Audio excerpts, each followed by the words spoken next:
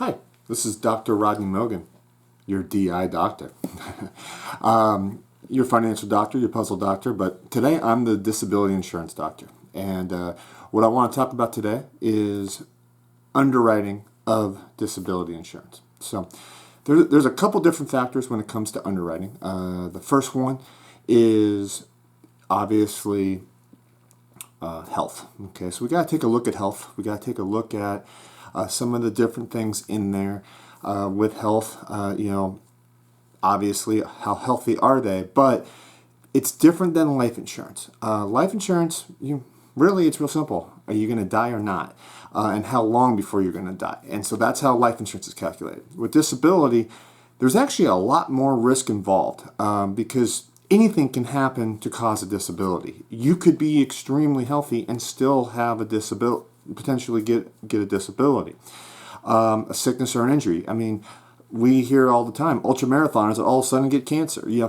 All these different things can happen. So really what disability looks at is they look at the morbidity side. So if you already have some factors, like for me, I've got some leg and knee issues, I'm excluded. My legs and knees are excluded. Now, I can still get other parts of my body covered, but the bones in my legs and knees and my ankles and my feet are excluded because those are going to lead to additional disability causes down the road.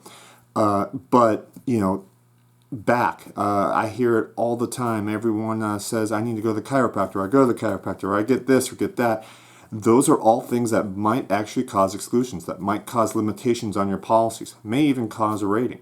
Then there's the nebulous one, which is mental nervous. And I say nebulous because, you can't just, for the most part, you can't just take an x-ray of the head and say, oh yeah, there's a problem.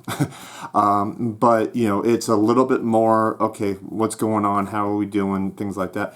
And the thing is everyone is susceptible to that. You can get overstressed, over anxious, all those different things are going to be issues that we want to take a look at. Okay.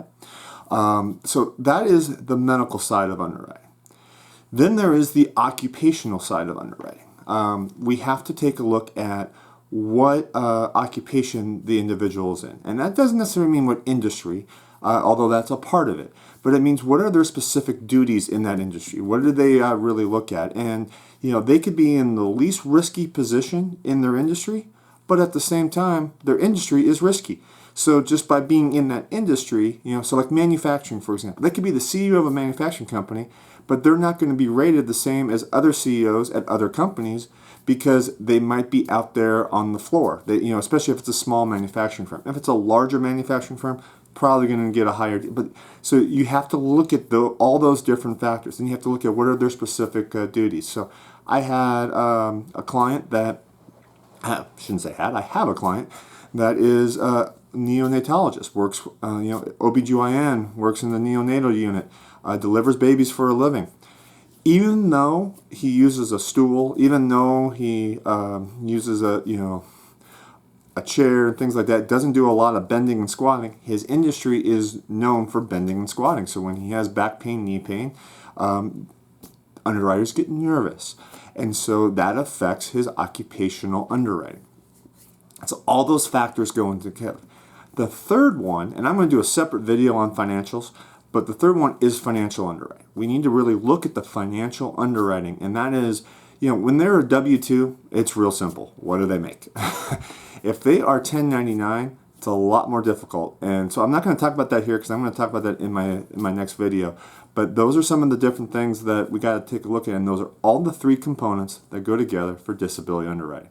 All right. Make it a great day, and the doctor is in.